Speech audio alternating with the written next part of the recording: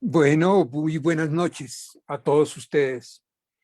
En primer lugar, quiero agradecer la invitación y la oportunidad de, al menos desde la distancia, reencontrarme con viejos amigos. Eh, Guardo los mejores recuerdos de mis visitas al Perú, donde me han recibido siempre muy cálida y calurosamente. Espero que en el futuro tener otra vez la oportunidad de visitarlos y compartirlos cuando pasemos de esta época tan difícil por la cual todos hemos estado pasando.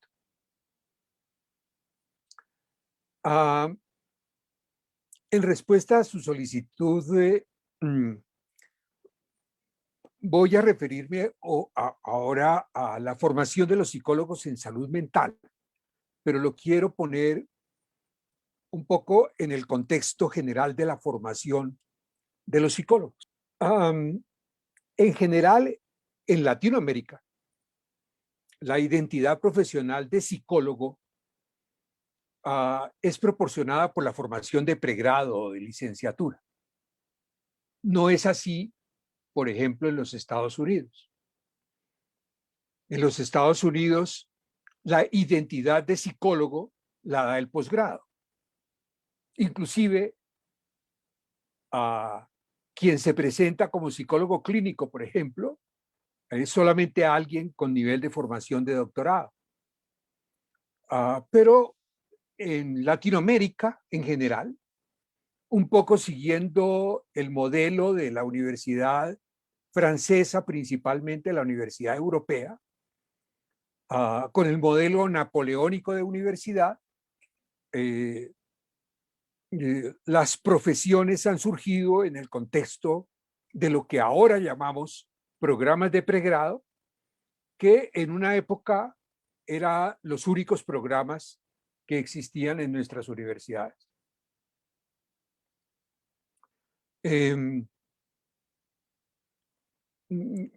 Aquí en Colombia, la profesión de psicólogo está reconocida legalmente y reglamentada legalmente. Y supongo que algo semejante pasa en otros países de Latinoamérica, donde es el título que se obtiene en el pregrado lo que habilita legalmente para el ejercicio profesional. En contraposición a eso, la formación de posgrado, maestrías y doctorados, en psicología buscan dos objetivos. Usualmente hay maestrías centradas en y doctorados centrados en la investigación, y hay otras maestrías y doctorados fundamentalmente orientados hacia la habilitación en competencias especializadas. Dado eso, yo puedo encontrar en general en la psicología a nivel mundial dos tipos de pregrado. Voy a llamarlos uno pregrados panorámicos y a otros pregrados profesionalizantes. Los pregrados panorámicos, que son comunes en los Estados Unidos, en Canadá, y veo que se están haciendo más frecuentes en Latinoamérica. Aquí en Colombia ya conozco por lo menos 3 o 4 universidades que se están moviendo hacia pregrados tipo americano, que son pregrados que no de más o menos 4 años, que no están orientados a habilitar profesionalmente a nadie. La persona toma una serie de cursos en psicología con alguna pluralidad de enfoques, algunos cursos instrumentales, unos cursos en otras disciplinas como las ciencias biológicas, las ciencias sociales, muchos de ellos electivos, y en el mejor de los casos, cursos introductorios a las áreas profesionales que son fundamentalmente de carácter informativo y no de carácter formativo. ¿Sí? Incluso en los pregrados en Estados Unidos, los estudiantes pueden tomar un practicum que es selectivo, pero que no es obligatorio, en campos diferentes, pero que serían para un ejercicio bastante auxiliar, como trabajar en una guardería infantil, atender un teléfono de emergencia, y lo mismo, hacer un trabajo de grado o tesis es algo que también es perfectamente electivo. ¿Cuál es el resultado de eso? El resultado es alguien informado sobre la psicología, pero sin competencias avanzadas, sin competencias profesionales particulares ni conocimientos avanzados. Es alguien familiarizado, en este caso, con el campo de la psicología. En el contexto norteamericano, las competencias específicas se espera que se adquieran en el posgrado. De tal manera que alguien que tiene un BA en psicología en una universidad americana no es formalmente un psicólogo profesional. Es alguien que está más informado sobre psicología que sobre otras disciplinas, porque ha tomado aproximadamente unos 60 u 80 créditos en psicología de un total de 120 que usualmente tiene un pregrado. En contraposición a eso, tenemos los pregrados profesionalizantes que se acercan más al modelo europeo y al modelo latinoamericano, que están orientados hacia el entrenamiento de profesionales en algunas habilidades específicas y en escenarios particulares como la salud, las instituciones educativas, las organizaciones, las comunidades, inclusive las organizaciones deportivas, etcétera. Estos pregrados son también de 4 o 5 años, que en general, a mi juicio, tienen una serie de dificultades. Por una parte, todavía, buena parte de las asignaturas de los cursos están centrados en una clase magistral en la cual se imparten conocimientos. Y si estamos pensando en la habilitación profesional, pues es evidente que eso es insuficiente, porque los cursos de esa clase informan, pero no entrenan. Adicional a eso, son programas que presentan las diferentes psicologías, me refiero a los distintos enfoques en un plano de igualdad, de lo cual con frecuencia lo que resulta es una tremenda confusión conceptual. Yo podría aceptar cierto eclecticismo práctico, pero me resulta muy difícil aceptar un eclecticismo conceptual, sobre todo teniendo en cuenta de que muchos de los enfoques en psicología provienen de supuestos ontológicos, epistemológicos y metodológicos que son incompatibles entre sí. Tratar de mezclarlos es como un caleidoscopio, que se puede ver muy bonito, pero que no significa nada.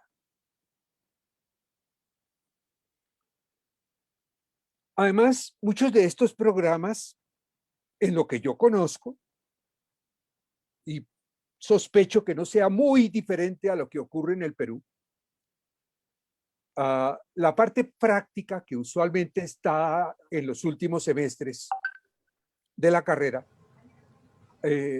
con frecuencia está completamente desvinculada de la parte básica de la psicología. Yo recuerdo alguna vez en una universidad donde yo enseñaba que los estudiantes, algunos estudiantes que llegaban como a sexto semestre y empezaban a ver cosas que llamamos aplicadas o prácticas, decían, esto sí fue lo que yo vine a estudiar, no lo que he visto hasta ahora en estos 3 primeros años. Tanto que uno a veces tenía la sensación de que el estudiante hacía un esfuerzo por olvidar todo lo que había aprendido en tus primeros semestres para ahora sí aprender lo que era estrictamente relevante para él. Además, tenemos en psicología otro problema en un espacio limitado de tiempo, y es la diversidad de áreas o campos profesionales, que la clínica, que la organizacional, que la educativa, que la jurídica, que la deportiva, y la noche que llega.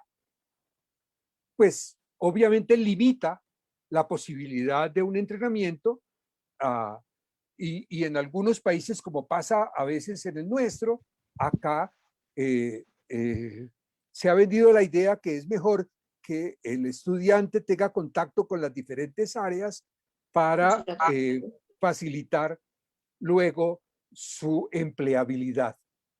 Pero el resultado es un poquito lo que podemos decir un mar de conocimientos de 1 centímetro de profundidad.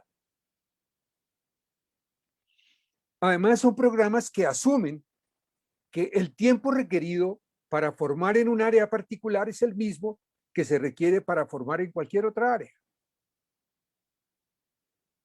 Quiero poner un ejemplo. En muchos programas de pregrado, la gente hace prácticas en clínica e incluso recibe y tiene responsabilidades como estudiante practicante en el campo de la psicoterapia. A todas luces, es prácticamente imposible entrenar un psicoterapeuta en esos espacios tan cortos cuando las personas están en un proceso todavía de desarrollo y maduración personal, teniendo en cuenta que cada vez la gente entra más joven a la universidad y que está terminando la carrera cuando tenía apenas 21 y 22 años. En contraste con la formación que puede ser requerida en otras áreas.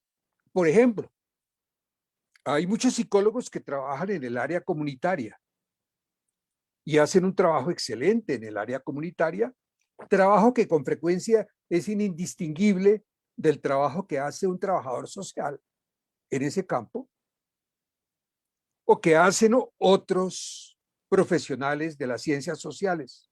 E incluso las prácticas a veces son exactamente las mismas. No hay un entrenamiento específico particular.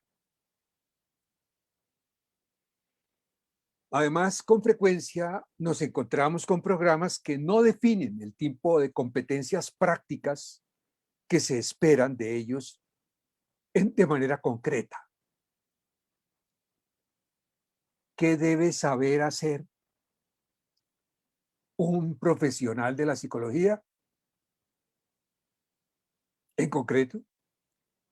Y en función de eso, ¿cómo se le brinda el que esas personas adquieran ese tipo de competencias?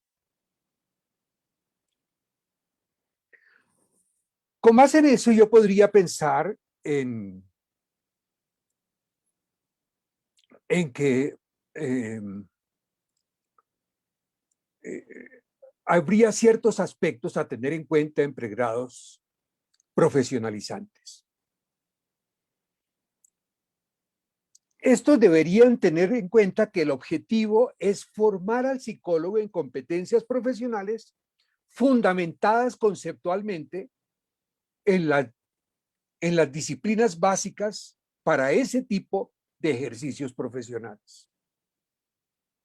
que, ojo, digo disciplinas básicas y no disciplina básica, aunque me hubiera faltado una S, porque el ejercicio profesional de los psicólogos no puede basarse exclusivamente en la psicología, siendo la psicología una de las ciencias básicas del ejercicio profesional de la psicología.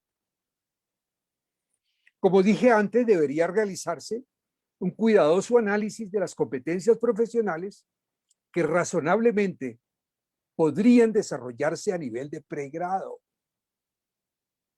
teniendo claridad acerca de cómo van a ser enseñadas y cómo van a ser aprendidas. Con mucha frecuencia en nuestras universidades tenemos ideas grandiosas de todo lo que puede hacer un psicólogo, pero es absolutamente irrealista pretender que eso pueda lograrse en el tiempo previsto en un pregrado, dadas las características particulares de lo que es la psicología. Deberían obviamente especificarse las competencias cognitivas y prácticas precurrentes que permitirían especificar el tipo de conocimientos necesarios en psicología, de conocimientos en las ciencias biológicas, de conocimientos en las ciencias sociales que serían útiles para la comprensión y explicación de las problemáticas que serían objeto de intervención profesional. Como lo señalaré un poquito más tarde, una profesión es un oficio para el cual la persona está entrenada y habilitada socialmente.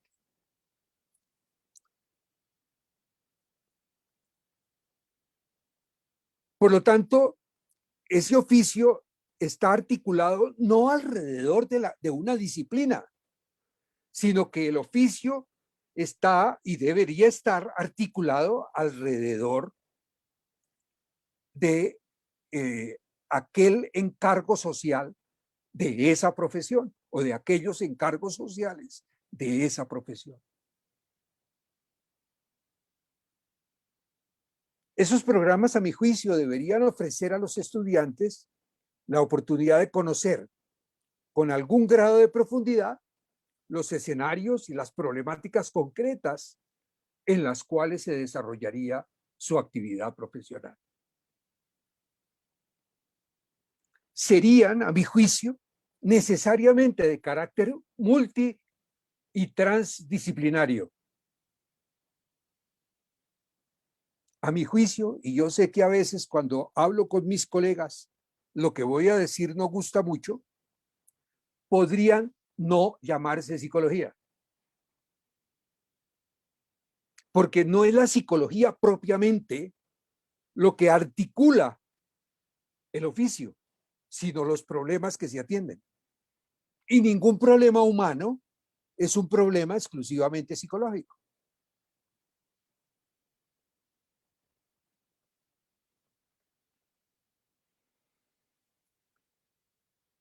Obviamente, si es profesionalizante, sería de carácter tecnológico, sin demeritar el término tecnológico.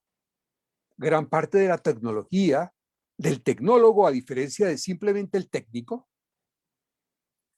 es alguien que puede justificar lo que hace y lo justifica fundamentado en la ciencia y fundamentado en el quehacer efectivo y demostrado.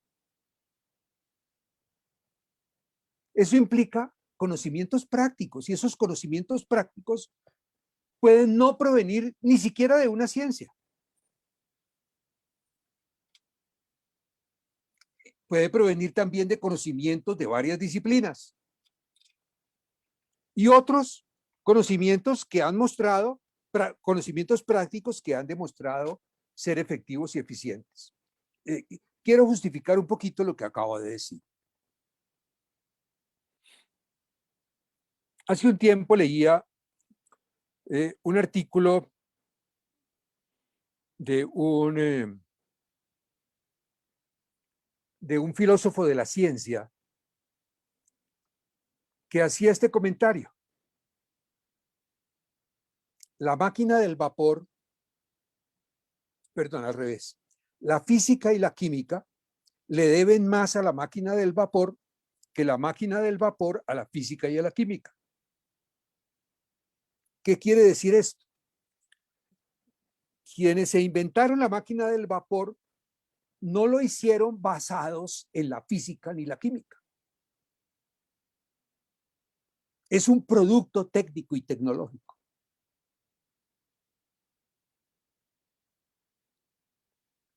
Sin embargo, ese invento de la máquina del vapor ha sido tremendamente útil para el desarrollo de la física y la química, y además la máquina del vapor termina convirtiéndose ella misma en objeto de ciencia.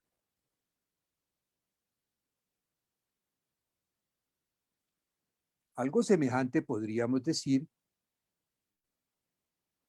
de muchas cosas que los psicólogos usan. Incluso, si ustedes piensan en la entrevista, la entrevista es una técnica que no es exclusiva de la psicología.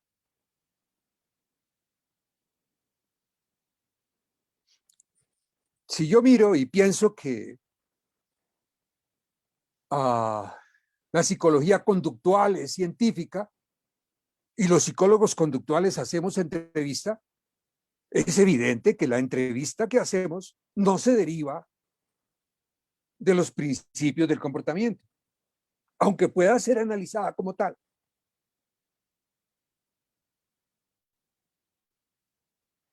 Si ustedes miran procedimientos de selección de personal, pues no se fundamentan en la psicología básica.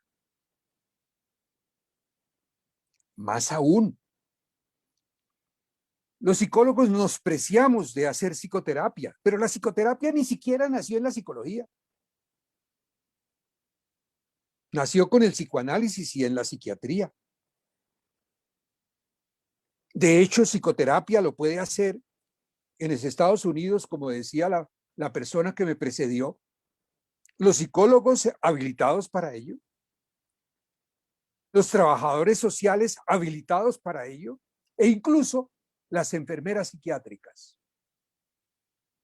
Y eso viene así desde 1948, cuando la Asociación de Veteranos del Ejército Norteamericano, después de la Segunda Guerra Mundial, ante la pandemia de problemas mentales, no había psiquiatra para tanta gente y convocó a esos tres profesionales, psicólogos, trabajadores sociales y enfermeras, para que recibieran entrenamiento en hacer psicoterapia y pudieran ejercerla.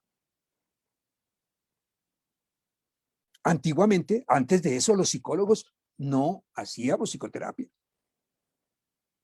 Es interesante eso porque a veces en el imaginario social, cuando uno dice que es psicólogo, inmediatamente piensan que uno es una persona, que uno es un clínico, que atiende personas que tienen trastornos mentales y que hace psicoterapia. Ahora, dada la diversidad de problemáticas que han constituido el encargo social de los psicólogos, es difícil pensar que la formación básica pueda ser la misma en todos los casos. A mi juicio, la conformación curricular debería ser diferente dependiendo del oficio al cual el psicólogo se va a dedicar. Por ejemplo, en el campo clínico, el peso de los conocimientos biológicos puede ser mucho más relevante y pertinente que en el campo organizacional. Y en el campo organizacional probablemente conocimientos relativos a la administración, a la gestión humana, pueden ser mucho más relevantes que en el campo clínico o que en el campo educativo y así sucesivamente.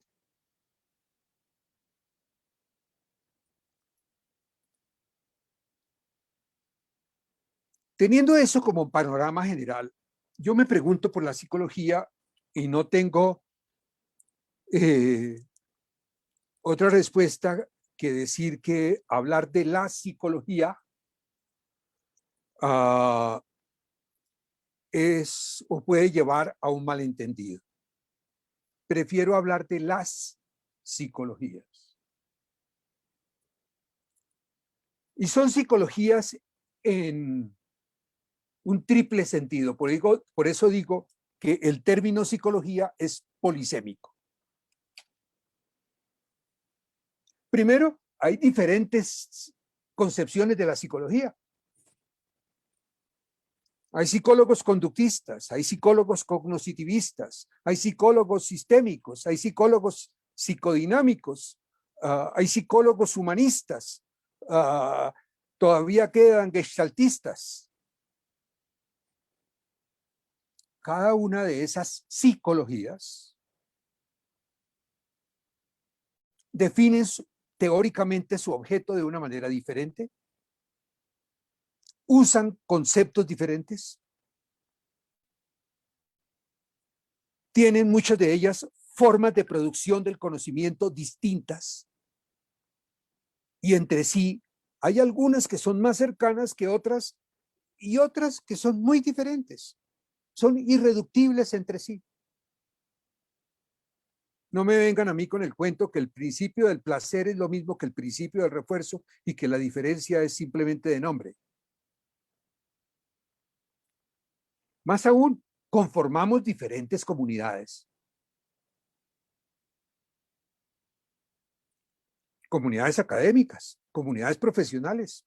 Nos comunicamos entre nosotros y no nos comunicamos con los otros. No sé hace cuántos años que yo no leo una revista de psicoanálisis. Y supongo que los psicoanalistas jamás leen una revista conductista. No van a leer el Journal of the Experimental Analysis of Behavior. Ese es un sentido en que allí encontramos distintas psicologías, que además en muchos de nuestros programas nos sentimos como que obligados a tener que enseñar un poquito de todas, lo cual llena gran espacio de nuestros planes curriculares. En un segundo lugar, hay una doble acepción de psicología. Una cosa es la disciplina científica que podríamos llamar psicología, que sería análoga a lo que es la física o lo que es la química o lo que es la biología o lo que es la sociología o lo que es la antropología o lo que es la economía, cuya finalidad está centrada en describir, explicar, comprender su objeto de estudio, pero que no tiene primariamente una intención tecnológica, técnica. No se hace para producir efectos útiles socialmente, como ocurre en las otras disciplinas que acabo de mencionar. Y otra acepción que usualmente en el imaginario popular es la más común, que es que el psicólogo es una profesión análoga a lo que sería el médico, el odontólogo, el administrador de empresas, el ingeniero, etc. Ambas concepciones subsisten, pero obviamente el significado del término psicología en el primer caso es uno, en el segundo caso es otro.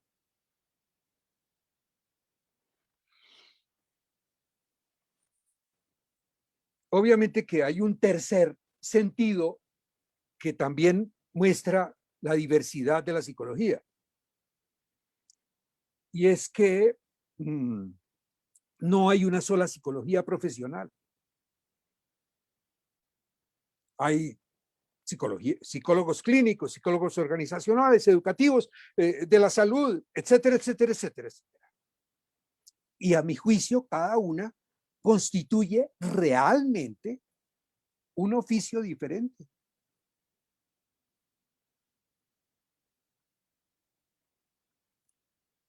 Si si yo miro lo que hace un psicólogo clínico que hace psicoterapia, su oficio es mucho más parecido al del psiquiatra o al del trabajador social que hace psicoterapia que es lo que hace un psicólogo organizacional. Y lo que hace un psicólogo organizacional es más parecido que al psicólogo clínico, es más parecido a lo que hace un administrador de empresas que se especializa en el talento humano o los recursos humanos, como lo quieran llamar hoy en día, o incluso al abogado laboralista o incluso al ingeniero industrial que trabaja en recursos humanos. Incluso ustedes pueden ver que a veces cuando se ofrece un cargo en esos campos, los ocupan indistintamente uno de esos profesionales. O sea que ni siquiera el oficio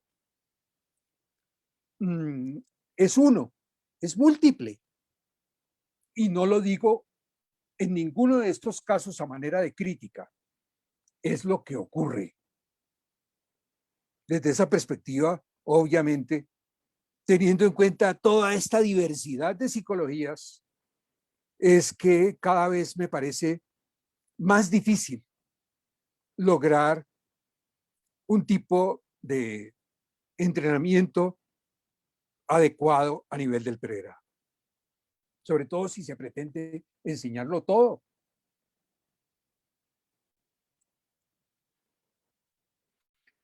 Si yo miro, como les decía, aunque ya me repito,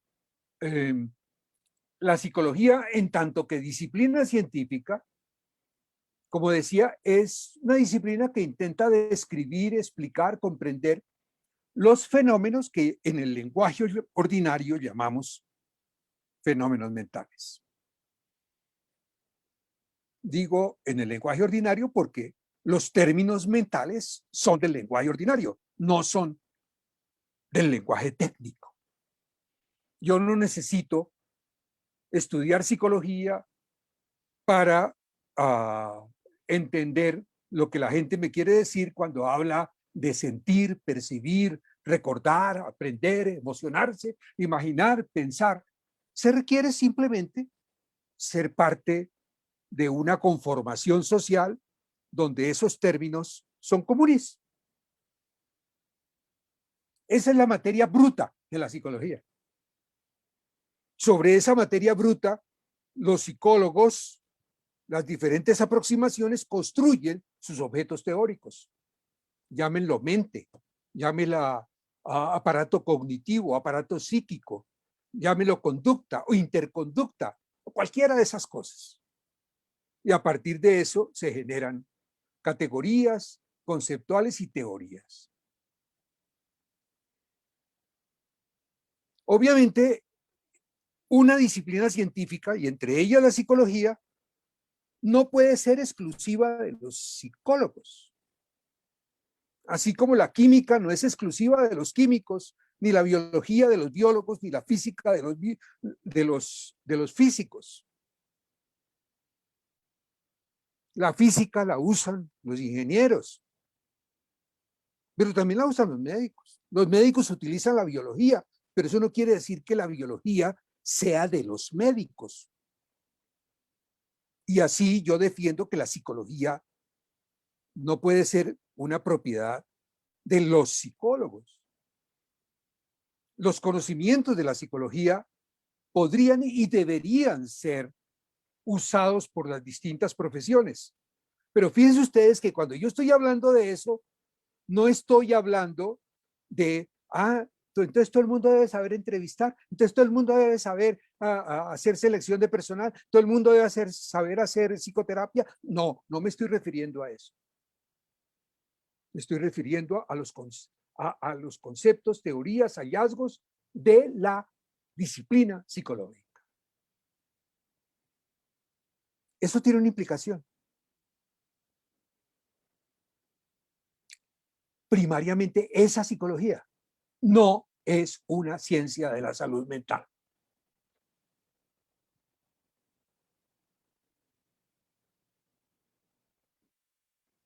que haya profesionales de la psicología que sean profesionales de la salud y de la salud mental es una cosa distinta a decir que la psicología es una ciencia de la salud o de la salud mental.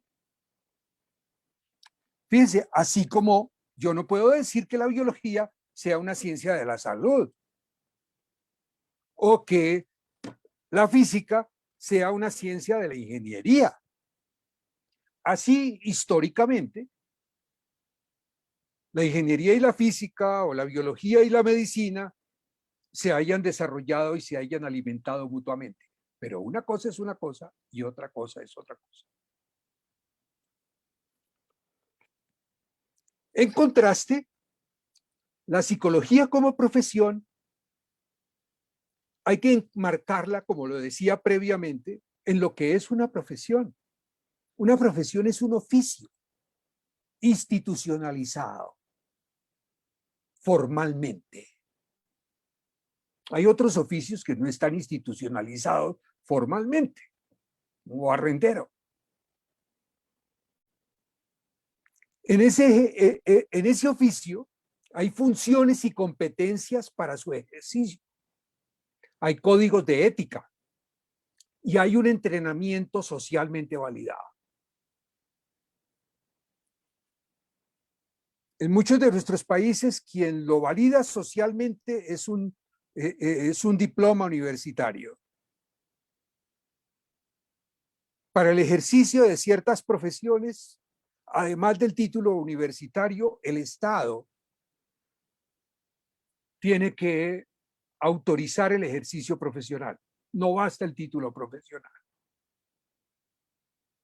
No sé cómo será en Perú, pero aquí en Colombia, para ejercer en el campo de la salud, se requiere que me registre en la Secretaría de Salud de la región donde voy a ejercer. En los Estados Unidos no basta ni siquiera el título de doctor para ejercer como psicólogo, sino que se requiere inclusive pasar unos exámenes en el estado donde voy a ejercer y tener una licencia que no me la dan indefinidamente, sino por unos cuantos años, con la obligación de que yo tengo que actualizarme cada cierto tiempo y repetir los exámenes para que me renueven la licencia.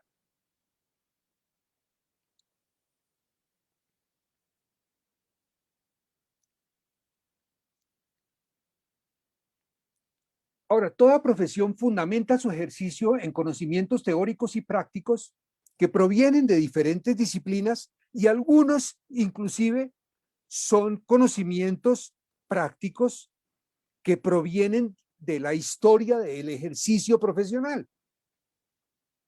Pongo un ejemplo en medicina. Los médicos aprenden a hacer un examen físico mediante el tacto y le ponen a uno la mano y le golpean con la otra mano, etcétera. ¿Eso proviene de la biología, de la química o de dónde? No, proviene de toda la experiencia acumulada por los médicos durante cientos de años. Un médico en su entrenamiento aprende a suturar y a hacer nudos, etcétera, a coser. ¿Eso proviene de dónde? ¿De cuál ciencia? No, viene del desarrollo mismo y, que empezó por ser artesanal y hoy en día es tecnológico, pero que no está basado en la ciencia. Y así con prácticamente todos los oficios. O sea que el bagaje de conocimientos que reúne una profesión tiene diferentes orígenes.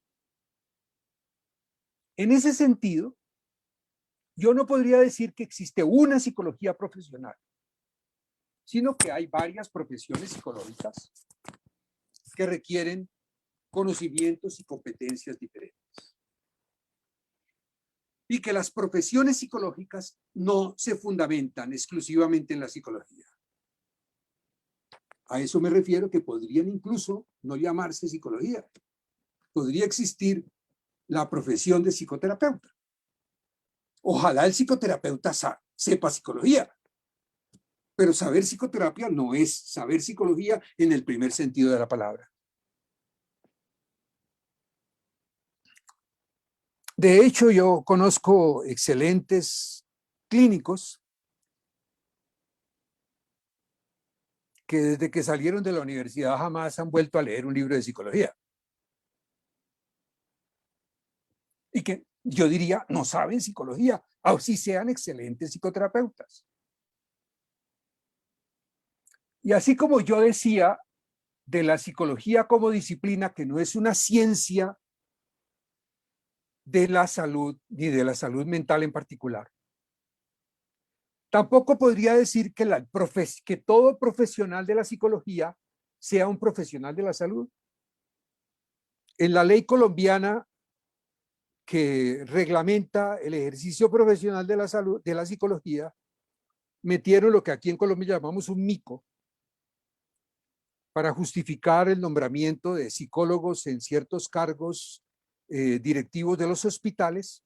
Metieron el mico que dice que la psicología es una ciencia de la salud y una profesión de la salud, lo cual a mi juicio simplemente no es cierto.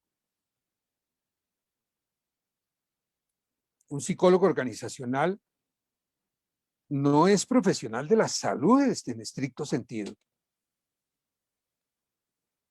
Ah, no, que es que promueve el bienestar y el bienestar es salud. Pues si ese es el caso, entonces todas las profesiones serían profesiones de la salud.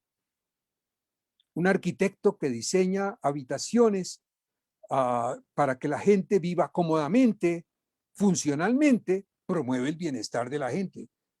Pero nadie diría que un arquitecto es un profesional de la salud. A ver.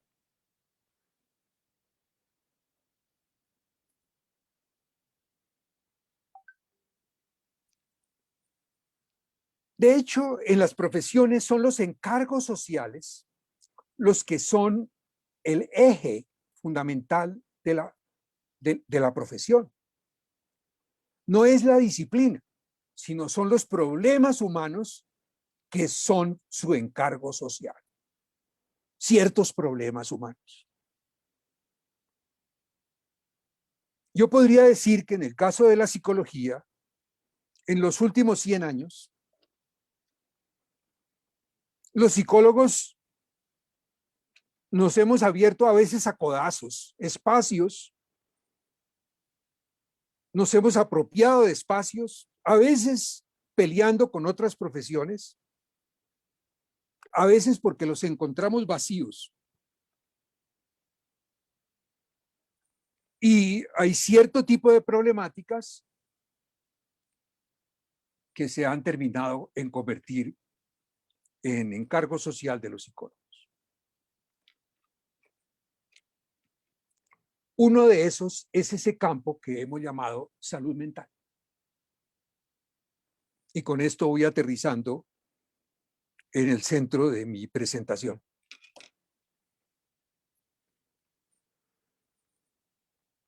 Los psicólogos que van a trabajar en salud mental deberían ser formados de manera específica para tener un conocimiento conceptual y práctico sobre los problemas humanos englobados bajo el rótulo de salud mental, teniendo presente lo que les dije previamente en el sentido de que no todo psicólogo es profesional de la salud mental.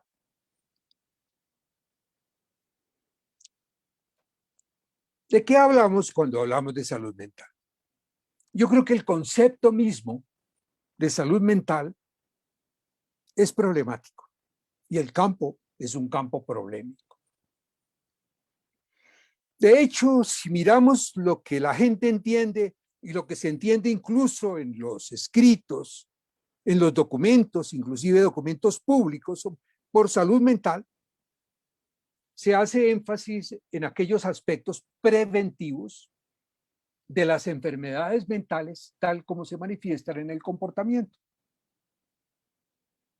Eso es lo que uno usualmente encuentra en la literatura.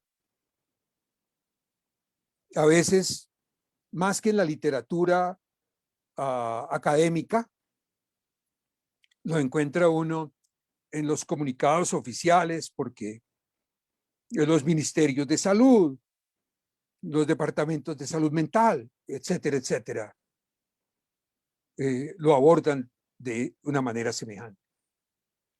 ¿Cuáles son los supuestos usuales que tiene el concepto de salud mental? Uno es que hay ciertos problemas orgánicos, usualmente problemas del sistema nervioso o del sistema neuroendocrino, que afectarían unos procesos mentales que supuestamente ocurren en el interior de la persona y que eso produce ciertas alteraciones en el comportamiento. Entonces tendríamos enfermedades mentales de origen orgánico. Y por otra parte, también se acepta el supuesto de que puede haber alteraciones en los procesos mentales sin que haya alteraciones biológicas demostradas que también llevarían a alteraciones del comportamiento.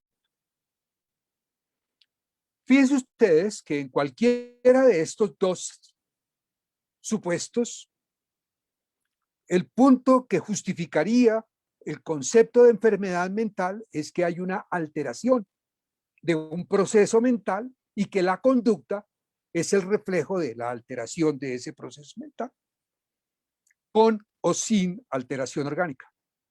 Las enfermedades mentales sin alteración orgánica se llaman usualmente enfermedades funcionales, o así las llaman los psiquiatras. Esas alteraciones son conceptualizadas como enfermedades o como trastornos y usualmente son clasificadas principalmente en función de criterios morfológicos. Es lo que ustedes encuentran en el DSM o lo que ustedes encuentran en el CIE, la Clasificación Internacional de Enfermedades. Probablemente hay una diferencia grande entre la clasificación de las enfermedades físicas no mentales, es que esa clasificación, aunque parte de los signos y los síntomas, usualmente se supone una univocidad entre los signos y los síntomas y la etiología, asumiendo que la etiología es distinta a los signos y los síntomas. Hablemos, por ejemplo, del COVID. COVID es la enfermedad del coronavirus 19. La etiología es el virus. El COVID no es el virus, es la enfermedad que se genera por el virus. Pero hay un conjunto de signos y síntomas que están relacionados unívocamente con la etiología. No ese es el caso de las clasificaciones psiquiátricas.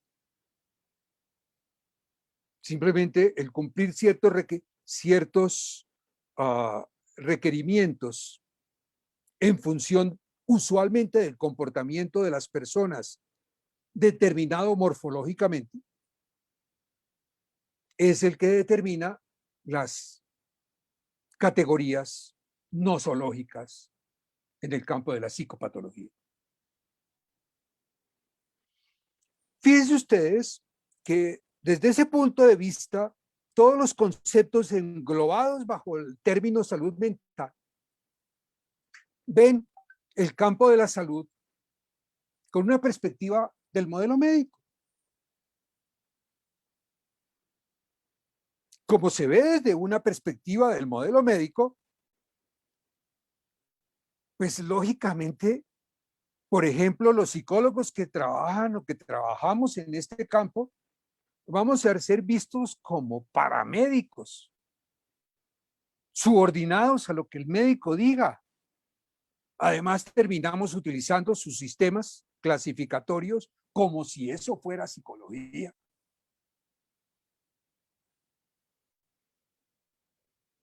Yo estoy de acuerdo con la persona que habló antes de mí, en el sentido en que siempre vamos a nominar, siempre vamos a clasificar. Pero ¿por qué clasificar de esa manera? ¿Por qué clasificar morfológicamente? Desde una perspectiva conductual o interconductual, hacemos clasificaciones, pero pretendemos hacer clasificaciones funcionales.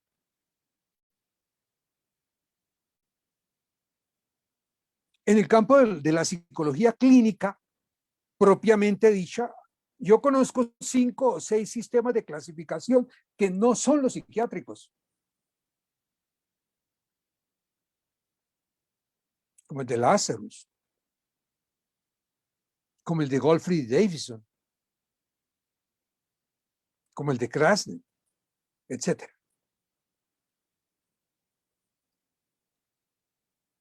Yo podría pensar, y quizás hay algo de eso en algo que mencionó previamente la otra persona,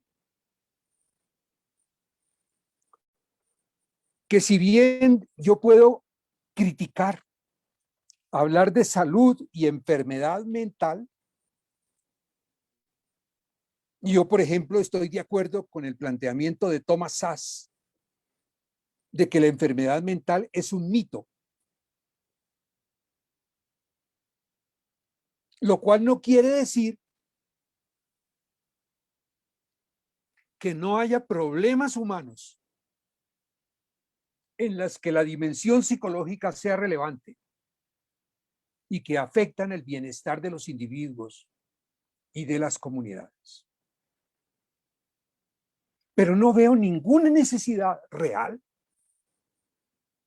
Quizás la única es que, dado que es un campo que trabajan distintos profesionales, puede ser útil conocer el lenguaje que otros utilizan, teniendo claro que ese no es el de los psicólogos. En donde, evidentemente, podríamos pensar en profesionales orientados a promover el bienestar humano, tanto desde el punto de vista preventivo como desde el punto de vista de la intervención. Si quieren, utilicen los términos que utilizan en el mundo de la salud pública como prevención primaria, secundaria, terciaria o atención de cada uno de esos tipos, que está dentro de esa lógica. Pero el punto que quiero señalar desde esa perspectiva es que el término salud mental es un error lógico. La mente no se enferma, porque la mente no es algo, no es una entidad susceptible de ser enfermada. Lo único que se puede enfermar es el organismo, un organismo vivo. Máxima si yo tengo en cuenta que lo que se considera un trastorno mental o una enfermedad mental fundamentalmente está determinado por unos criterios de valoración social que cambian de acuerdo con la época, de acuerdo con la cultura. Yo recuerdo que cuando yo empecé a estudiar psicología, el homosexualismo era una perversión sexual y estaba en el DSM-2 hasta la masturbación.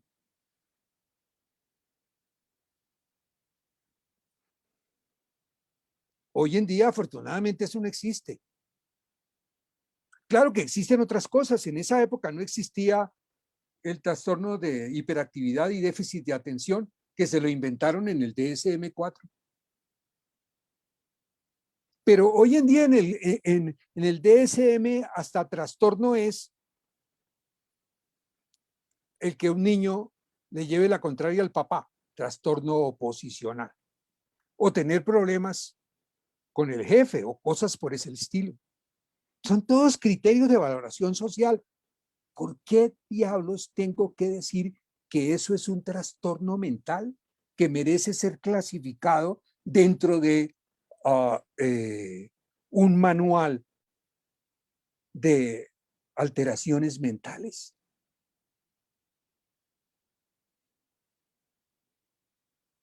De nuevo, reitero, no se trata de negar que hay problemas humanos reales que merecen atención y que en último término de lo que se trata es de promover el bienestar de las personas. Eso me lleva entonces a la pregunta fundamental de toda esta presentación mía. ¿Cómo debería formarse un psicólogo a nivel de pregrado en el campo de la promoción del bienestar humano? En primer lugar, evidentemente yo creo que debería formarse, entre otras cosas, en psicología y en otras disciplinas relacionadas, y cuáles son aquellas que me permitan comprender el tipo de problemas, en este caso relacionados con el bienestar humano. Y obviamente eso, a mi juicio, debería estar contextualizado y situado. O sea, problemáticas humanas de mayor relevancia dependiendo de la población que se pretende servir. En ese sentido, trascendiendo los sistemas clasificatorios psiquiátricos. ¿Cuáles son realmente los problemas de nuestra gente?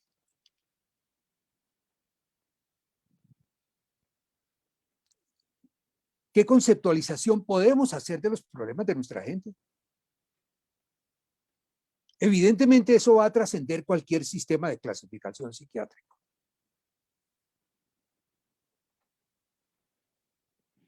Eso debería suponer el que se tenga un entrenamiento específico en la promoción de comportamientos que propicien el bienestar individual, familiar y o comunitario.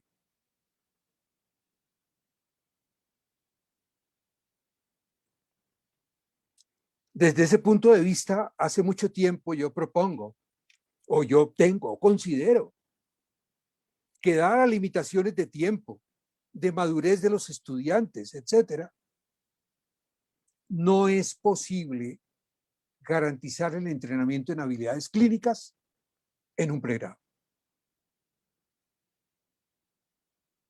A mi juicio, eso sería más bien tarea de posgrados especializados. Yo no creo que sea responsable sacar a personas de un pregrado a hacer psicoterapia por ensayo y error. Me parece una irresponsabilidad tremenda de nuestras instituciones educativas.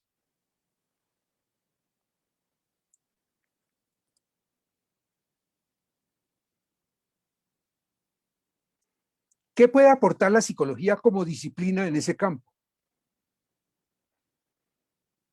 Uno, el análisis de los procesos involucrados a lo largo del devenir humano. Dos, la comprensión de cómo se conforma el individuo a lo largo de su propia historia. Tres, comprender la forma como los factores biológicos propician determinados tipos de comportamiento. Cuatro, comprender la manera como la cultura, la ideología, la religión, los criterios morales afectan lo que se considera problemático. Y obviamente el uso adecuado de técnicas y procedimientos propios de la psicología para producir conocimiento. No me refiero a técnicas de intervención o a técnicas terapéuticas en este caso. Estamos hablando del aporte de la psicología como disciplina.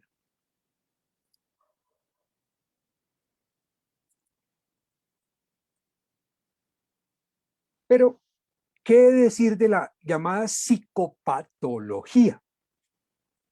Yo creo que el concepto mismo de psicopatología es ajeno a la psicología.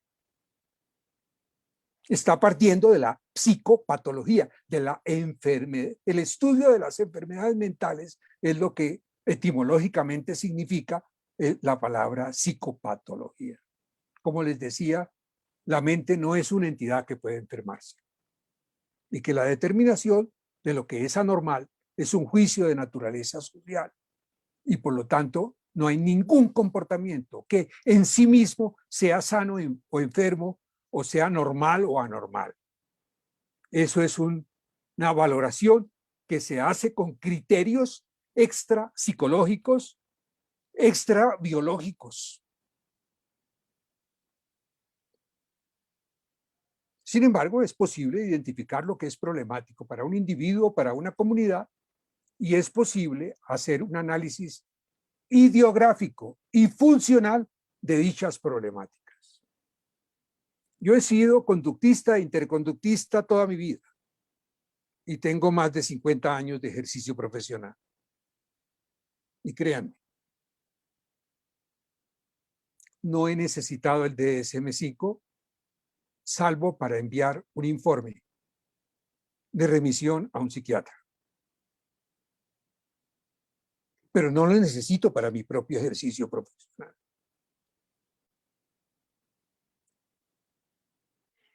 Y una última palabrita para terminar. La clínica no es lo mismo que la salud mental. Yo no necesito ser un clínico para trabajar en salud mental.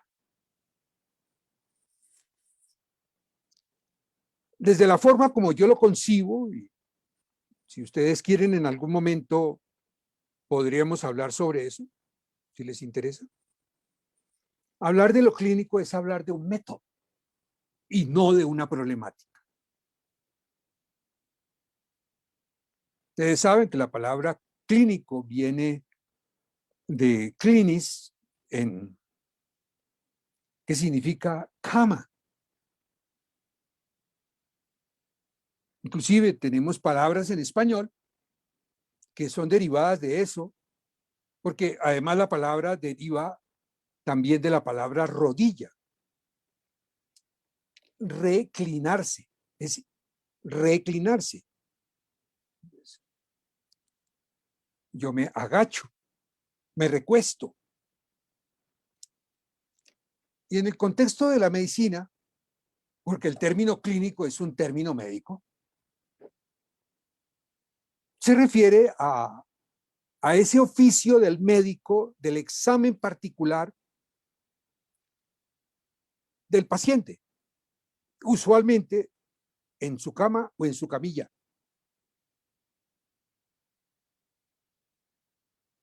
Y un buen clínico era aquel que sabía diagnosticar la enfermedad a partir del examen clínico y que obviamente tomaba con base en eso las decisiones terapéuticas más adecuadas. O sea que clínico es un método, no es una problemática. Muy bien lo sabía Piaget, que no hacía nada en salud mental, pero que llamó a los métodos de investigación sobre desarrollo cognitivo, lo llamó un método clínico experimental. No todo médico es un clínico. No todos los médicos hacen clínica, aunque todos los médicos sean profesionales de la salud. Por eso no todo psicólogo que trabaja en salud es un clínico. Y por eso es posible el trabajo no clínico en salud mental, como por ejemplo la psicoeducación, los talleres, la promoción comunitaria.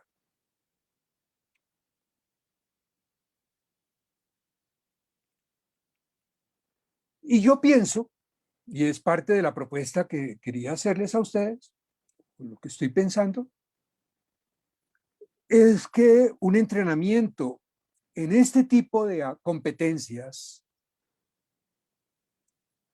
puede ser más asequible a nivel de pregrado y poder garantizar que el que sale a trabajar en esos campos sabe lo que está haciendo.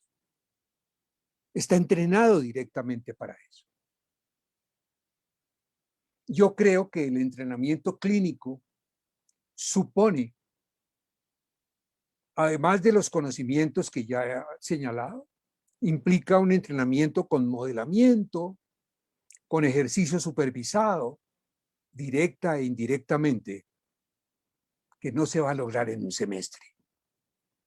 Yo diría, ni en un año. En los Estados Unidos, para ser psicólogo clínico y poder ejercer, se requiere, además del pregrado, hacer 4 años del doctorado. Y en esos 4 años debe además tener práctica supervisada con un número de horas relativamente alto, 300, 400 horas o por lo menos. Y además, después de salir de la universidad, tiene que hacer el equivalente de lo que aquí llamamos un rural. Y después de eso, le dan la licencia para ejercer. A ver, nosotros pretendemos que alguien lo logre con un cursito de psicología clínica o con un cursito de técnicas de terapia que les decimos, ay, mire, esto que es el ACT, y este es el DBT, y este es la activación conductual, y este es el PAF. Y cada una de esas le dedicamos 2 o 3 clases y la siguiente, y la siguiente, y la siguiente, para que la gente salga a qué. Es como si a un médico le diéramos una clase teórica sobre cómo hacer cirugía. Y después de eso, vaya usted a abrirle la barriga a una persona. Sería una tremenda irresponsabilidad.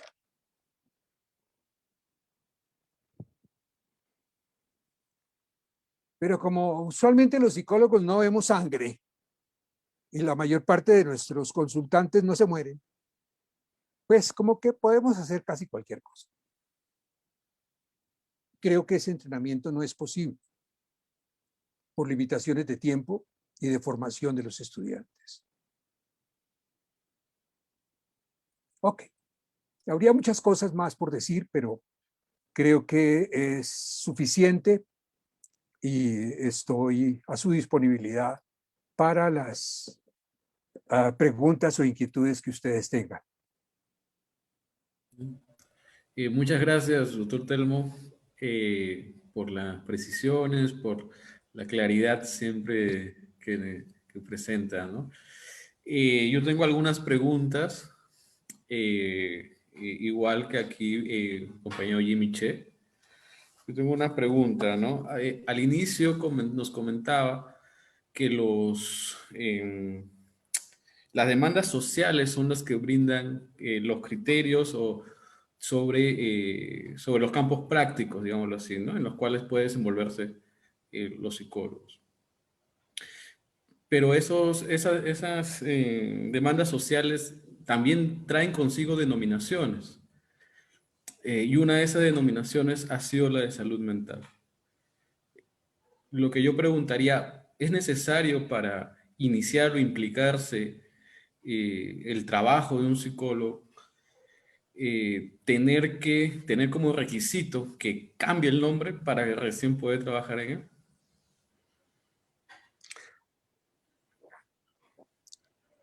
Poniendo algún tipo de analogía, pasa lo mismo con el movimiento feminista. ¿Sí? Mucho han venido luchando porque las cosas se denominen de una manera distinta.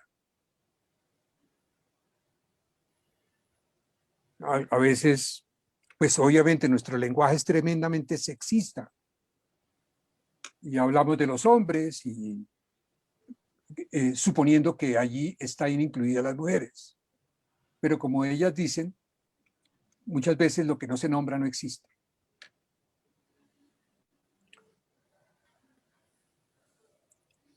Y tal como yo veo las cosas, si se trata de empezar a formar los psicólogos, ojalá empecemos porque nuestros estudiantes empiecen a tomar conciencia de que las cosas pueden ser llamadas, vistas de una manera diferente. ¿Sí? Y tenemos que desarrollar categorías y conceptos para llamarlas de una manera diferente. ¿sí? Independientemente de que en este proceso de transición se requiera utilizar conocer los lenguajes de los otros profesionales. ¿Sí?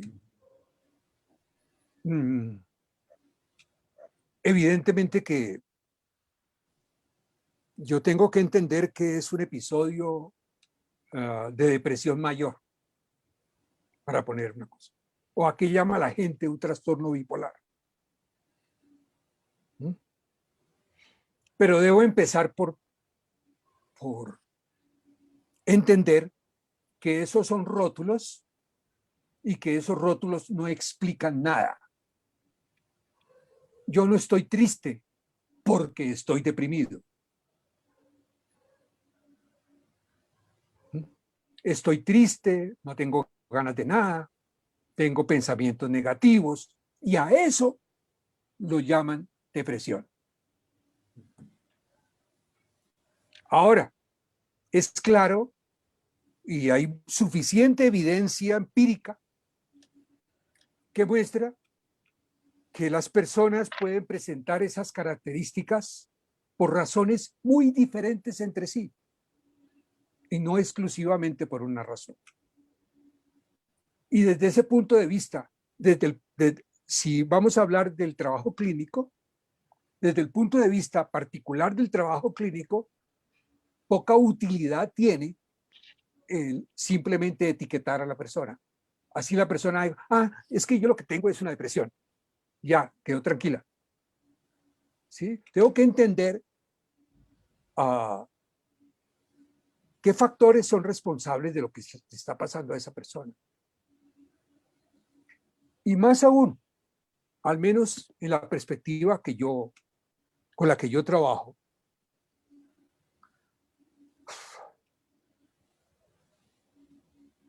el malestar experimentado por un individuo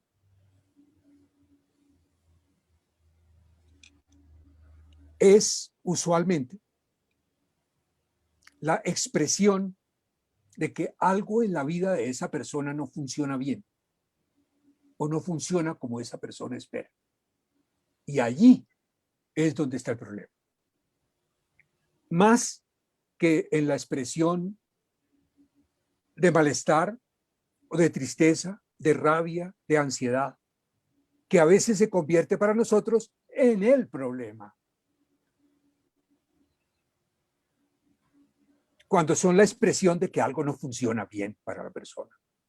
No funcionan sus relaciones de pareja, no funcionan sus relaciones en su familia, no funcionan sus relaciones laborales, no funcionan sus relaciones sociales, no funcionan sus relaciones en la universidad o en el colegio. Y como no funciona, la persona se siente frustrada, se siente culpable, se siente ansiosa o lo que fuera.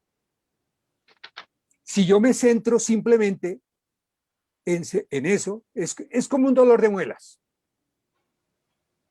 Obviamente que me duela una muela es terriblemente molesto, terriblemente doloroso si quiere, pero el problema no es tomarse un analgésico simplemente. Me tienen que curar el diente. Si los problemas que llamamos psicológicos son problemas de naturaleza social, fundamentalmente, pues tenemos que ubicarlos, aclararlos, definirlos, entenderlos con esas categorías conceptuales. ¿Sí?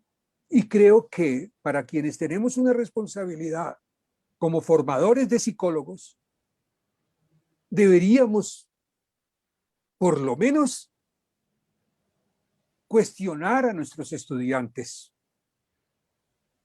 en ese sentido. Hace unos meses, en una maestría de psicología clínica en la cual yo trabajo aquí en Bogotá, en la primera clase le preguntaba a los estudiantes del primer semestre de la maestría, voy a hacer aquí en el tablero una lista, cuando uno podía ir a clase, una lista de términos psicológicos. Y lo que más me llamó la atención es que empezaron a decir esquizofrenia, depresión. Y eran personas que ya tienen el título de psicólogos, que han pasado 5 años por el pregrado y siguen pensando que eso es lo psicológico. No aprendieron nada. Les deberían devolver la plata en sus universidades.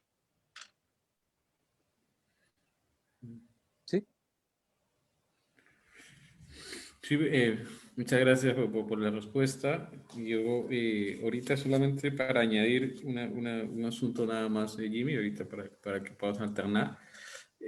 Solamente cuando usted mencionaba, doctor, que cuando se habla sobre el campo de bienestar humano, también entrarían los arquitectos, por ejemplo, ¿no? Sin embargo, me pareció curioso que al final, cuando nos habla de la propuesta para formación en psicología, vuelvo a utilizar el término, ¿no?, de bienestar humano. No estaría justamente allí Muchos. dividiendo los recursos, porque gran parte de las facultades de psicología en la región, para mal o para bien, vienen por esta idea errónea de la salud mental, digámoslo así, ¿no? ¿Por qué hay tantas facultades de psicología? Es por los recursos económicos que creen que eso va a hacer aminorar algún problema, ¿no?, social, ¿no? Entonces, ¿no sería allí, cuando lo ponemos en bienestar humano, todavía no está preparado, digámoslo así, si es que no viene con esa explicación como la que comenta? A ver, evidentemente hay muchos profesionales de diferente orden que trabajan por el bienestar humano. Hay otros que trabajan por el bienestar del capital. ¿Sí? Sí.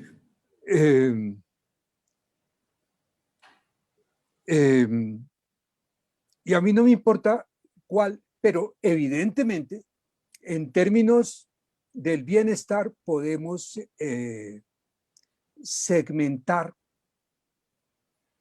los tipos de bienestar que están involucrados. ¿Sí? Y especialmente aquellos en los cuales la dimensión psicológica sea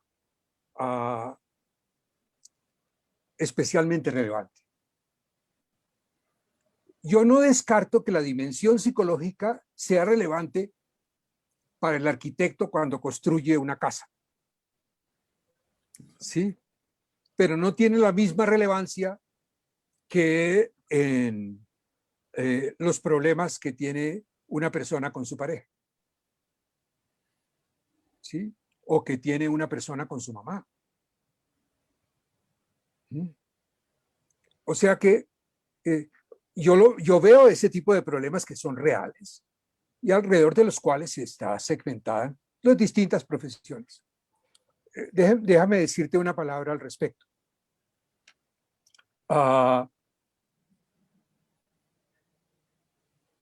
Hace un tiempo trabajé yo de hecho me pensioné de allá, de la Universidad Nacional de Colombia. Y fui decano de la Facultad de Ciencias Humanas.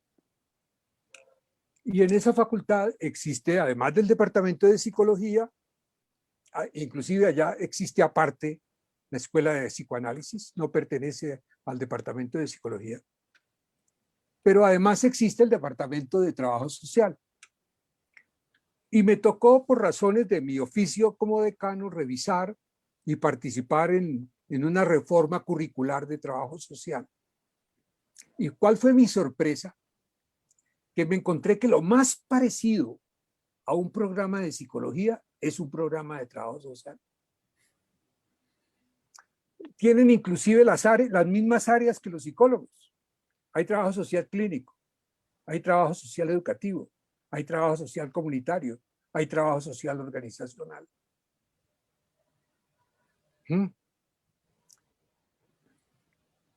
¿Esas personas trabajan por el bienestar humano? Evidentemente que sí. Yo creo que no tiene mucho sentido pelear. Si yo defiendo mi campo con celo con respecto de los otros profesionales, más bien deberíamos unirnos. ¿Sí? Yo sí pienso que el trabajador social se beneficiaría mucho si supiera psicología, que no es lo mismo que saber psicoterapia. Sí.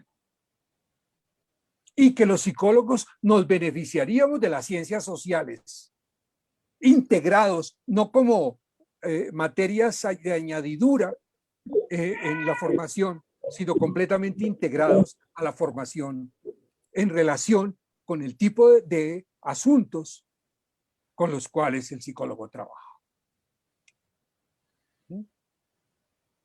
Muchas gracias por la respuesta, ¿no? Doy el pase a Jimmy, para que puedas dar tus preguntas. Ok.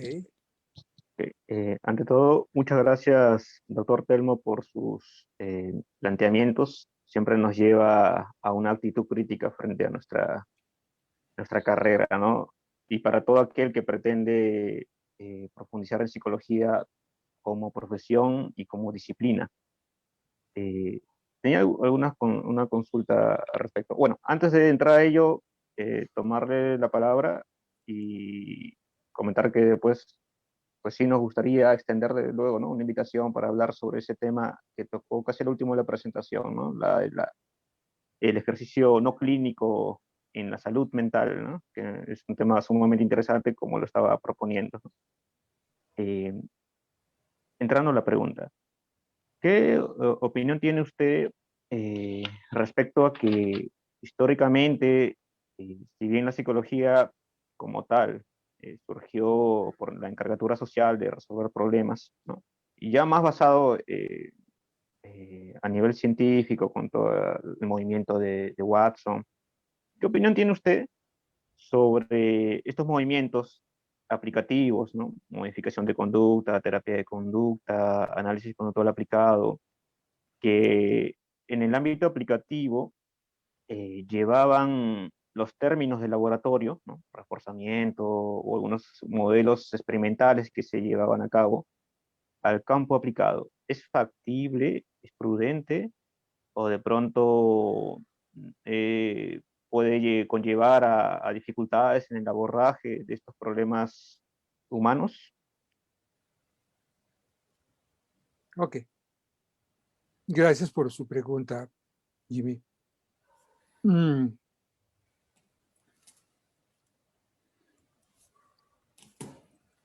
A ver, varias cosas. Evidentemente,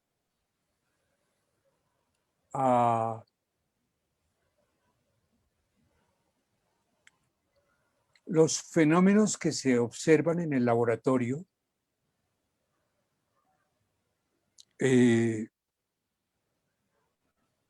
tienen que ver con los fenómenos que ocurren en el medio ecológico y social con respecto de un animal en el medio ecológico o de un humano en el medio social. Sin duda, es muy probable que el proceso involucrado en que el perro salivia ante la campana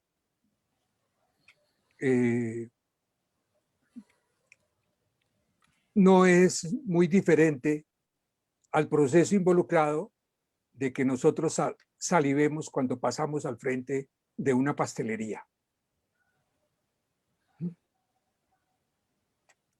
¿Qué fenómenos que ocurren en ese contexto ocurren en la vida real? Segundo, especialmente en la tradición conductista,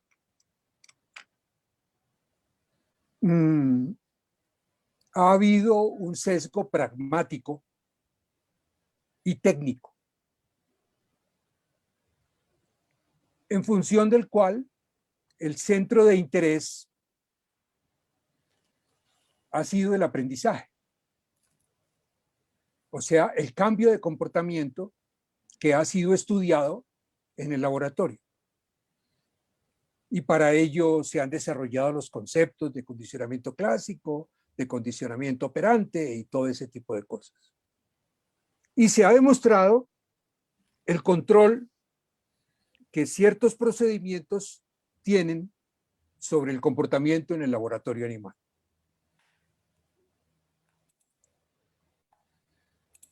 buena parte de esos mismos procesos y procedimientos se han utilizado en situaciones de laboratorio con humanos. Por ejemplo, cuando yo hice mi tesis doctoral, la mitad de los experimentos los hice con palomas y la otra mitad las hice con humanos, tratando de replicar o de probar o poner a evaluar un modelo matemático en el contexto de la ley de igualación, ¿sí?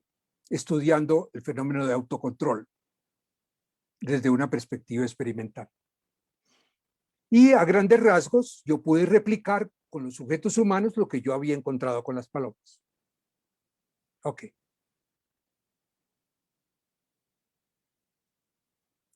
Algunas formas de extrapolación de eso al campo de la vida real tienen sentido.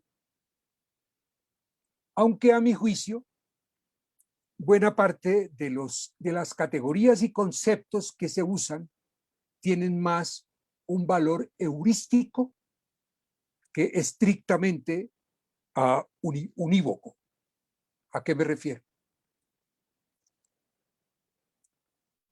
Voy a tomar solamente un ejemplo. ¿Qué es un estímulo?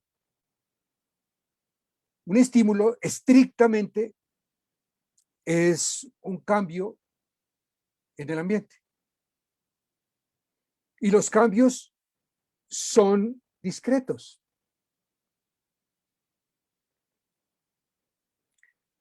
En el contexto aplicado, el término estímulo significa otra cosa. Es cualquier influencia ambiental. No necesariamente. Entonces, si aquí en mi estudio tengo la luz prendida, entonces digo que la luz es un estímulo, aunque lleva horas prendida. Eso no se adecúa al concepto estricto de estímulo en el laboratorio. Hoy en día llamamos refuerzo a cualquier cosa. Una palmadita en la espalda. O que simplemente me miren con una sonrisa. Creo que razón tenía Chomsky en la crítica que hace a la conducta verbal de Skinner, porque una de las críticas de Skinner, de Chomsky a Skinner, es que utiliza los términos de una manera imprecisa, por decirlo menos. En tercer lugar,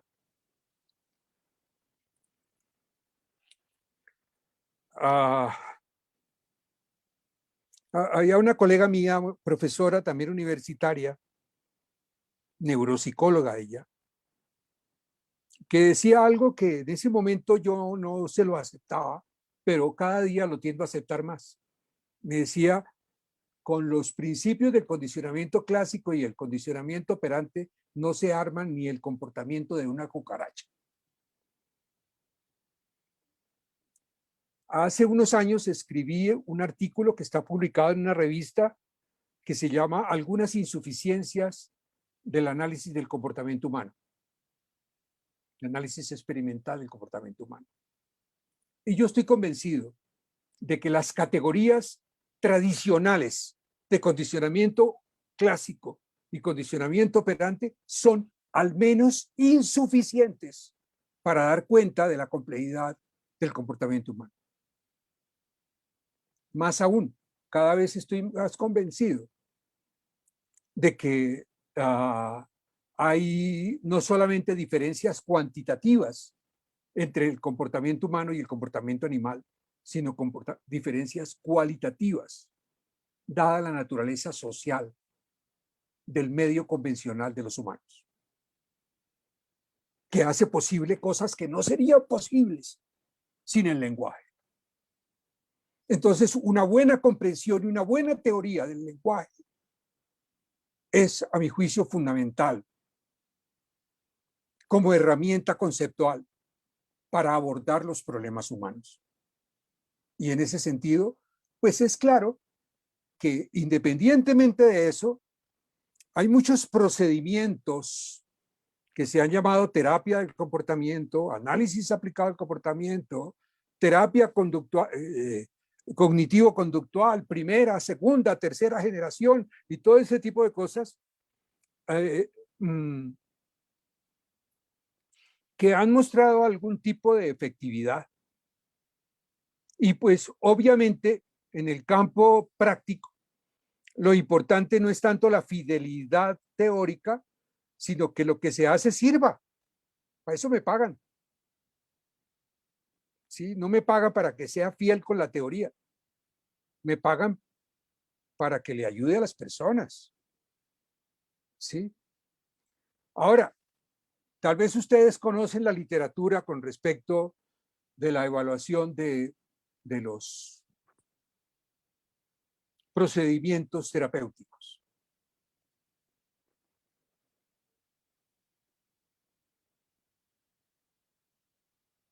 En términos porcentuales, si yo tomo todos los procedimientos terapéuticos que provienen de todos los enfoques, etcétera, la efectividad promedio es de cerca del 62%.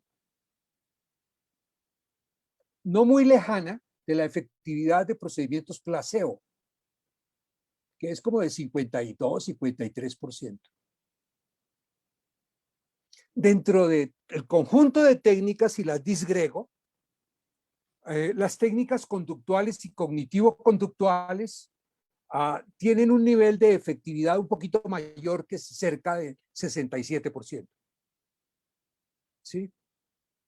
Sin embargo, cuando se pone conjunto, todo el conjunto de factores de los cuales parece ser responsable el éxito terapéutico, la técnica propiamente no da cuenta más del 15 o el 20% del cambio terapéutico.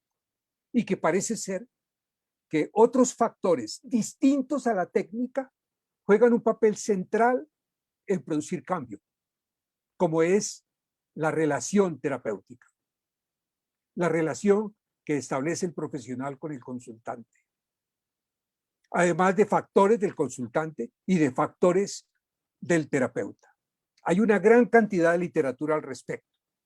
El que esté interesado en ese tipo de literatura, hay un libro que ya lleva como 5 ediciones y cada libro es una cosa completamente diferente, que es el Handbook of Psychotherapy and Behavior Change, manual de psicoterapia y cambio de conducta, que era editado originalmente por Bergin y Garfield y que actualmente es editado por Lambert.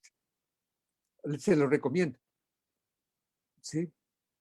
Y me parece que el que se dedique a la clínica debe conocer esa literatura y no simplemente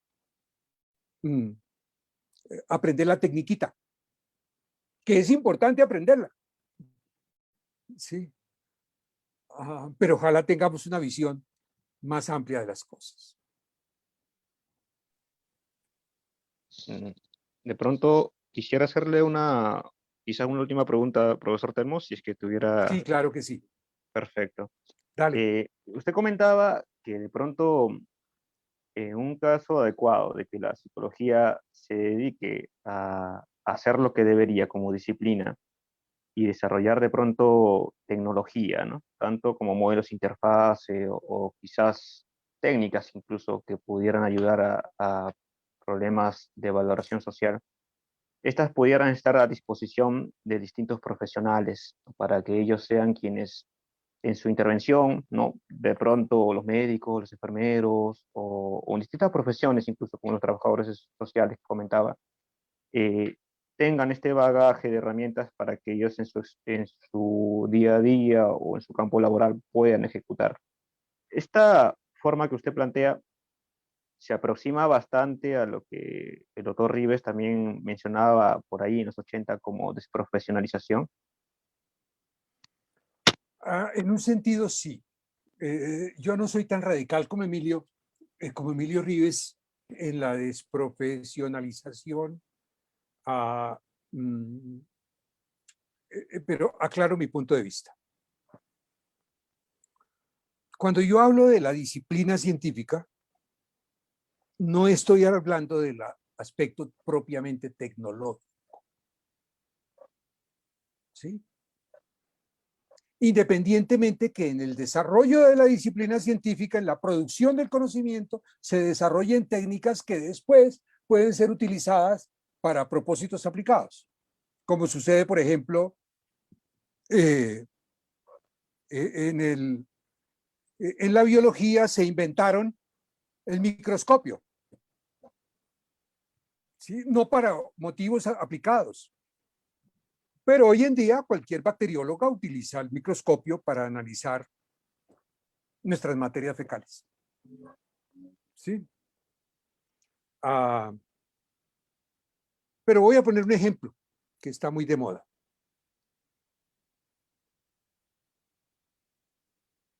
La psicología ha desarrollado, no recientemente, hace más de 50, 60 años, el concepto de apego. Desde los estudios originales de Harlow, y no solamente lo que después desarrolló Bowlby. Inclusive Rives, en su nuevo libro del 2018, dedica una parte importante de uno de sus capítulos al tema del apego. Ese es un concepto que da cuenta de cierto tipo de fenómenos que ocurren en el devenir humano y que son importantes para comprender la forma como se constituye el individuo. Ese conocimiento es psicología y puede ser utilizado como conocimiento por distintos tipos de profesionales. Otra cosa distinta, a otro nivel, es esa psicología es la que puede ser desprofesionalizada. Esa puede ser utilizada por cualquiera. Y quizás el psicólogo experto en esa disciplina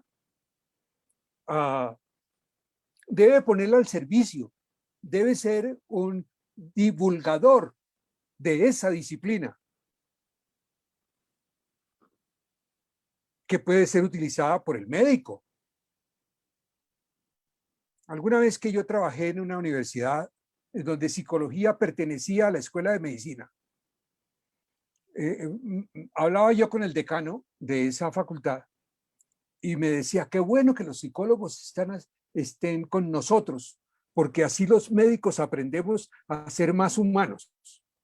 Obviamente este médico tenía la idea de que los psicólogos éramos como, no sé, relacionistas, somos buena gente, somos empáticos, y que eso es hacer psicología. ¿Sí? De eso no es lo que estoy hablando. En un segundo lugar, están esos oficios que se llaman también psicología, que como dije, podrían no llamarse psicología. Yo decía, ok, ¿por qué no abrimos una profesión que se llame psicoterapeuta? ¿Por qué no abrimos una profesión que se llame, no sé, especialista en recurso humano? Etcétera, etcétera. Consejero escolar. No tiene por qué llamarse psicología. Y obviamente en esas profesiones se desarrolla unas competencias específicas que no necesariamente tienen por qué llamarse psicología. Yo creo, fíjate, Jimmy, yo pienso que los psiquiatras se beneficiarían un montón si supieran psicología. Que no es lo mismo que saber hacer psicoterapia, ni aplicar una prueba.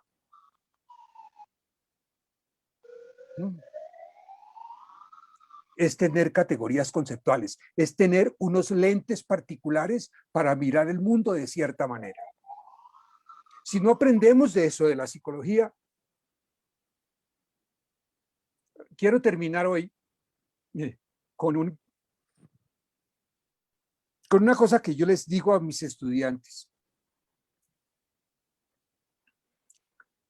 Yo recuerdo que cuando estaba yo niño y me estaban preparando para la primera comunión, me enseñaban esto de la virginidad de María. Y me lo enseñaban con una metáfora que además es muy linda. Y me decían que el Espíritu Santo había engendrado en María un niño de la misma manera como pasa el sol a través del cristal, sin romperlo ni mancharlo. Por eso María permaneció virgen, porque pasó el sol a través de ella sin romperla ni mancharla. Y yo les digo a mis estudiantes, ojalá la universidad no pase como por ustedes, como el sol a través del cristal sin romperlos ni mancharlos. Ojalá pasar por la universidad implique para ustedes un cambio en la manera de mirar el mundo, o si no, me quedo con la psicología de mi abuelita, que era sabia. ¿Sí? Si yo sigo pensando el mundo de la misma manera como pensaba el mundo de lo psicológico cuando entré a la universidad, apague y vámonos. No sirve. Para mí lo más importante, y cada vez que hablo en público, como ahora, mi interés es que la gente piense, se cuestione y trate de mirar el mundo de una manera distinta como lo ha visto siempre. O si no, no vale la pena. El desarrollo de la ciencia es el rompimiento de la ideología. Si la ideología no se rompe, la ciencia no es ciencia, sino ideología. Bueno, creo que ya Muchas me gracias. pasé de sobra del tiempo que me habían No, no, asignado. para nosotros totalmente gratificante escucharlo después de mucho tiempo, escuchar lo que ha profundizado con muchos de esos planteamientos que ya hace 10 años. Jimmy también estaba hace 10 años en el Colegio de Psicólogos. Sí, también le reconozco la cara. Entonces estuvimos, ha profundizado en muchos de los temas y tenemos más preguntas que respuestas, de hecho, ¿no? Sí, Y siempre habrá más. siempre habrá más. Nada, hago extensiva, aprovecho, extensiva la invitación. Vamos a mandar una invitación para hacer quizás un conversatorio. Espero que pueda tener entre sus tiempos, ¿no? Para poder revisar con detalle la presentación de hoy y a partir de eso conversar, ¿no? Sobre el asunto. Claro que sí. Ustedes me dicen y buscamos el tiempito. El tiempito, nosotros nos adecuamos, nos ajustamos, ¿no? Bueno, Bueno, ok. y agradecerle, yo sé que extrañamos también los aplausos, yo creo que todos queremos aplaudir en este instante a usted, no tiene la idea de cómo ha afectado nuestras vidas de forma positiva, así como usted cuenta, sus presentaciones siempre han roto el cristal, además de mi parte, ¿no? No solo lo han roto, lo han Ok. hecho tristes en muchos casos, y espero que siga siendo así, ¿no? Y obviamente dentro de los tiempos que sea posible. Y nada, no sé, Jimmy, si tienes algunas últimas palabras. Bueno, muchas gracias, doctor Tenemos. Usted siempre es un referente para muchos de Hola, nosotros. Jimmy, creo que no se escucha. Ah, oh, ¿me escuchan ahora? Sí, sí, te escuchamos. Ah, ok. Ah, ya. Decía que estamos muy agradecidos. Usted siempre ha sido un referente para muchos de nosotros, ¿no? Como modelo de psicólogo a seguir. Y creo que en esta ocasión también ha cumplido una vez más esa cuota de actitud crítica, ¿no? Que se requiere en realidad para poder llevar a cabo estos estudios, ¿no? Dentro de nuestra amada psicología. Muchas gracias, doctor, y reforzando lo que comentó Darwin, vamos a extenderle pues nuestra invitación, ¿no? Para poder conversar más sobre estos temas que a muchos nos apasionan. Muchas gracias. Ok. Muchas Bueno, gracias, Telmo. muchísimas gracias a todos.